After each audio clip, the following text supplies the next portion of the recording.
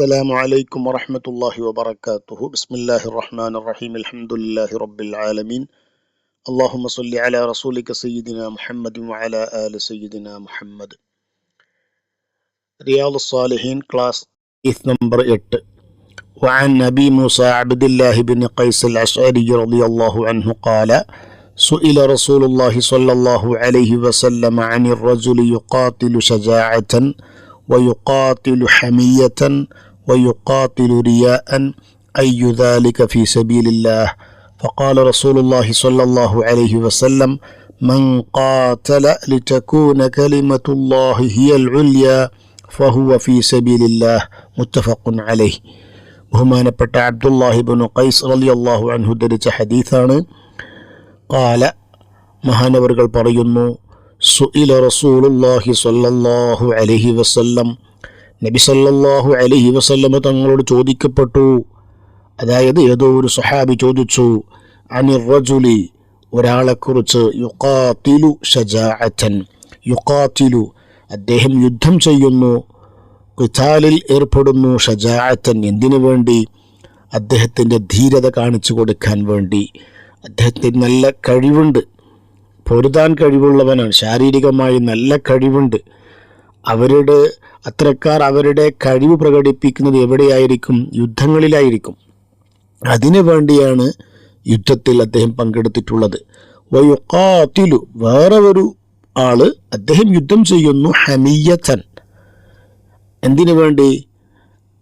തൻ്റെ സമൂഹത്തെ ഡിഫെൻഡ് ചെയ്യാൻ, തൻ്റെ നാട്ടുകാരെ, അതല്ലെങ്കിൽ തൻ്റെ ഗോത്രത്തെ, അതല്ലെങ്കിൽ തൻ്റെ രാഷ്ട്രത്തെ, അതല്ലെങ്കിൽ തൻ്റെ പാർട്ടിയെ, എന്തിനുമാകട്ടെ അതിനു വേണ്ടി അദ്ദേഹം യുദ്ധം ചെയ്യുന്നു, അവരെ സംരക്ഷിക്കാൻ വേണ്ടിയിട്ട്, അതല്ലെങ്കിൽ അവരുടെ പ്രശസ്തി നഷ്ടപ്പെടുമെന്ന് പേടിച്ച് അവരുടെ പ്രശസ്തിയെ കാത്തുസൂക്ഷിക്കാൻ വേണ്ടിയിട്ട്. വേറെ ഒരാൾ വയുഖാതിലു, അദ്ദേഹം യുദ്ധം ചെയ്യുന്നു, റിയാഅൻ ലോകമാന്യം എന്ന് പറഞ്ഞാൽ വേറെ ലക്ഷ്യമൊന്നുമില്ല, എന്നെക്കുറിച്ച് ജനങ്ങൾ ഭയങ്കരം ആത്മാർത്ഥമായി ദീനിന് വേണ്ടി തൻ്റെ ശരീരം സമർപ്പിച്ചവനാണ് എന്ന് പറയട്ടെ, എല്ലാവരും നല്ല മുഖ്ലിസായ ആളാണെന്ന് പറയട്ടെ എന്ന് ജനങ്ങളിൽ നിന്ന് പ്രശംസ പിടിച്ചു പറ്റാൻ വേണ്ടിയാണ് യുദ്ധം ചെയ്യുന്നത്. ഇങ്ങനെ 3 തരത്തിലുള്ള ആളുകളെ നബി സല്ലല്ലാഹു അലൈഹി വസല്ലം തങ്ങളോട് പരിചയപ്പെടുത്തി ചോദിച്ചപ്പോൾ അവിടെ നിന്ന് ചോദിക്കുന്നു, എന്നിട്ട് അയ്യു ദാലിക ഫീ സബീലില്ലാഹ്. ആ സ്വഹാബി ചോദിച്ചു, ആരാണ് യഥാർത്ഥത്തിൽ ഈ 3 ആളിൽ യഥാർത്ഥ രക്തസാക്ഷിയായി അല്ലാഹു തആല പരിഗണിച്ച് കൂലി നൽകുന്നത്? കാരണം ഷഹീദിന് വലിയ കൂലിയുണ്ടല്ലോ. ഫഖാല റസൂലുള്ളാഹി സ്വല്ലല്ലാഹു അലൈഹി വസല്ലം, അപ്പോൾ നബി സല്ലല്ലാഹു അലൈഹി വസല്ലം തങ്ങൾ പറഞ്ഞു, മൻ ഖാതല, ആരെങ്കിലും യുദ്ധം ചെയ്യുകയാണെങ്കിൽ, ലിതകൂന കലിമത്തുല്ലാഹി ഹിയൽ ഉൽയാ, അല്ലാഹുവിൻ്റെ കലിമത്ത് അതായിരിക്കണം ഏറ്റവും മേലെ എന്ന് പറഞ്ഞാൽ മനസ്സിൻ്റെ ഉള്ളിൽ, അദ്ദേഹത്തിൻ്റെ മനസ്സിലുള്ളത് എന്താണ്? ലാ ഇലാഹ ഇല്ലല്ലാഹ് എന്ന ആദർശം, അതാണ് ഏറ്റവും വലുത്.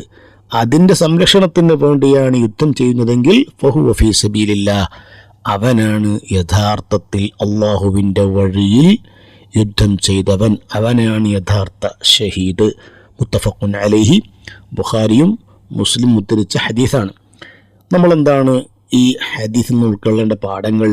ഒന്നാമതായിട്ട്, നമ്മുടെ പ്രവർത്തനങ്ങളിൽ തീർച്ചയായിട്ടും ആത്മാർത്ഥത വേണം. ജിഹാദിൽ പോലും ഒരാൾ ജിഹാദിന് വേണ്ടി ഇറങ്ങുമ്പോൾ ഒരിക്കലും തിരിച്ച് വരുമെന്ന് ഉറപ്പില്ല. തിരിച്ചു വന്നുകൊണ്ട് ലോകമാന്യത്തിന് വേണ്ടി യുദ്ധം ചെയ്തവന് ഒരിക്കലും അവനെക്കുറിച്ച് ജനങ്ങൾ, നീ ഭയങ്കരം യുദ്ധം ചെയ്തു, ദീനിന് വേണ്ടി ഭയങ്കരം സമർപ്പിച്ചു എന്ന് പറയാൻ, ആ പറയുന്നത് കേൾക്കാൻ അവനെ കൊണ്ട് സാധിച്ചു കൊള്ളണമെന്നില്ല. കാരണം യുദ്ധം ചെയ്യാൻ വേണ്ടി പോവാണ്, മരിച്ച് വരാൻ സാധ്യതയുണ്ട്, ഷഹീദാവാൻ സാധ്യതയുണ്ട്. എന്നിട്ട് പോലും ഇസ്ലാം പറയുന്നത്, നബി സല്ലല്ലാഹു അലൈഹി വസല്ലം തങ്ങൾ പറയുന്നത്, അദ്ദേഹത്തിന് ഷഹീദിൻ്റെ കൂലി ലഭിക്കാൻ പോകുന്നില്ല. കാരണം അദ്ദേഹത്തിൻ്റെ ലക്ഷ്യം എന്തായിരുന്നു? ജനങ്ങളിൽ നിന്നുള്ള പ്രശംസ മാത്രമായിരുന്നു. ചുരുക്കി പറയുകയാണെങ്കിൽ, ഏത് ചെറുതും വലുതുമായ എല്ലാ പ്രവർത്തനങ്ങളിലും ഇഖ്ലാസ് വേണം. ഇഖ്ലാസ് ഇല്ലാതെ ഒരിക്കലും അദ്ദേഹം ചെയ്യുകയില്ല എന്ന് തോന്നുന്ന പ്രവൃത്തി പോലും അല്ലാഹു തആല നോക്കുന്നത് ആ ചെയ്യുന്നവൻ്റെ മനസ്സിലേക്കാണ്. ഇഖ്ലാസ് നിർബന്ധമാണ്. മറ്റൊന്ന്, ഇസ്ലാമിക പ്രവർത്തകർ അഥവാ സാമൂഹിക പ്രവർത്തകർ, സോഷ്യൽ വർക്ക് ചെയ്യുന്നവർ ശ്രദ്ധിക്കേണ്ട ഒരു കാര്യമാണ്. അവർ എത്ര തന്നെ ഇസ്ലാമിൻ്റെ പേരിൽ പ്രവർത്തിക്കുന്നുണ്ടെങ്കിലും ലക്ഷ്യം ലാ ഇലാഹ ഇല്ലല്ലാഹ് എന്ന ഒരു ലക്ഷ്യം അല്ലെങ്കിൽ തീർച്ചയായിട്ടും പൂർണ്ണമായും അവർക്ക് ആ പ്രവർത്തനത്തിൻ്റെ കൂലി ലഭിക്കാൻ പോകുന്നില്ല. തൻ്റെ പാർട്ടി നന്നാക്കണം എന്ന ലക്ഷ്യത്തോടെയാണ് ഇസ്ലാമിക പ്രവർത്തനം നടത്തുന്നതെങ്കിൽ പോലും അത് പൂർണ്ണമായും ഒരു ഇഖ്ലാസിൻ്റെ ആത്മാർത്ഥതയുടെ ലക്ഷണം അല്ല. നമ്മുടെ ലക്ഷ്യം എപ്പോഴും അത് ഇസ്ലാമിൻ്റെ ഖിദ്മത്ത്, ലാ ഇലാഹ ഇല്ലല്ലാഹയുടെ ഖിദ്മത്ത് ആയിരിക്കണം. മൂന്നാമതായിട്ട്, യുദ്ധം അതല്ലെങ്കിൽ ഒരാൾ കുടുംബത്തെ സംരക്ഷിക്കാൻ വേണ്ടിയിട്ട് പൊരുതി മരിക്കുകയാണെങ്കിൽ അദ്ദേഹം ഷഹീദാണ് എന്ന് മറ്റു ഹദീസുകളിൽ കാണാം.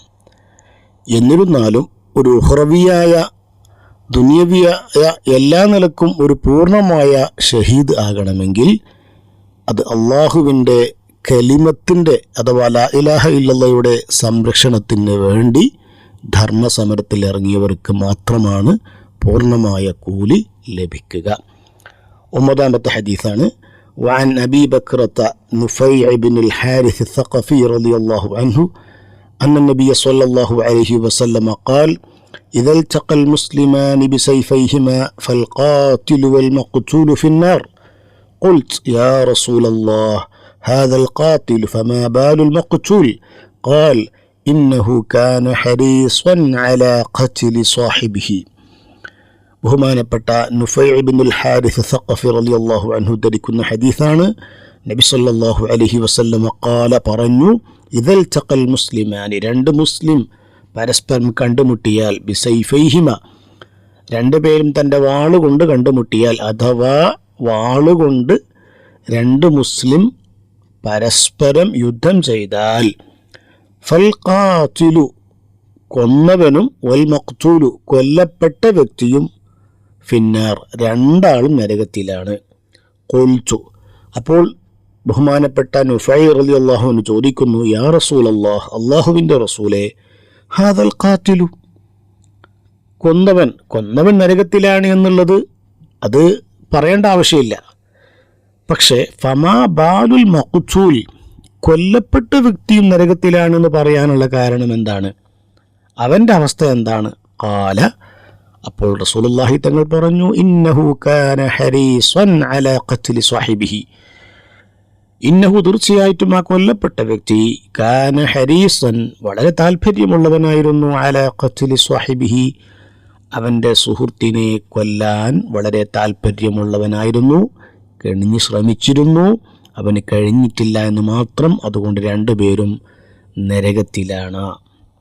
എന്താണ് ഈ ഹദീസ് നമുക്ക് പഠിപ്പിച്ചു തരുന്നത്?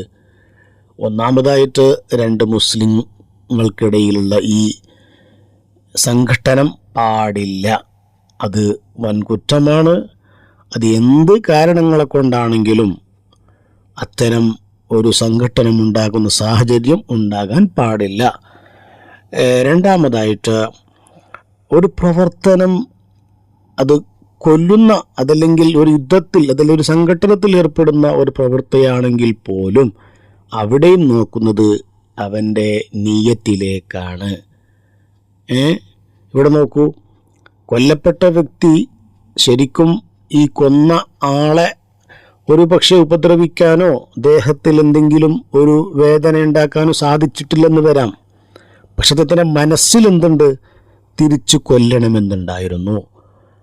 ആ നിയ്യത്ത്, അതല്ലെങ്കിൽ കൊല്ലണമെന്നും ഉള്ള ഉറച്ച ആ തീരുമാനം കാരണമായിട്ട് അവനും നരകത്തിലാണ് എന്ന് റസൂലുള്ളാഹി സ്വല്ലല്ലാഹു അലൈഹി വസല്ലം തങ്ങൾ പറയുന്നുണ്ട്. അതുകൊണ്ട് തന്നെ നമ്മൾ മനസ്സിലാക്കണം, വേറെ ഒരാൾക്കെതിരെ എന്തെങ്കിലും ഒരു ഉപദ്രവം, എന്തെങ്കിലും ഒരു മുറിവ് ഉണ്ടാക്കണം, ചതിപ്രയോഗം നടത്തണമെന്ന ഉറച്ച തീരുമാനം എടുത്തു കഴിഞ്ഞാൽ അത് അല്ലാഹു തആല ചോദ്യം ചെയ്യും.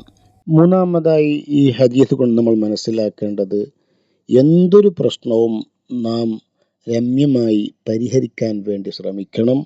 അത് കയ്യാങ്കളി, അതല്ലെങ്കിൽ പരസ്പരം വാളെടുത്ത്, പരസ്പരം ആയുധമെടുത്ത് അടിയും പിടിയും ഉണ്ടാക്കുന്ന ഒരു സാഹചര്യത്തിലേക്ക് എത്തിക്കാൻ പാടില്ല. ഇൻഷാ അല്ലാഹ് ബാക്കി നമുക്ക് അടുത്ത ക്ലാസ്സിൽ പറയാം. അസ്സലാമു അലൈക്കും വറഹ്മത്തുള്ളാഹി വബറകാതുഹു.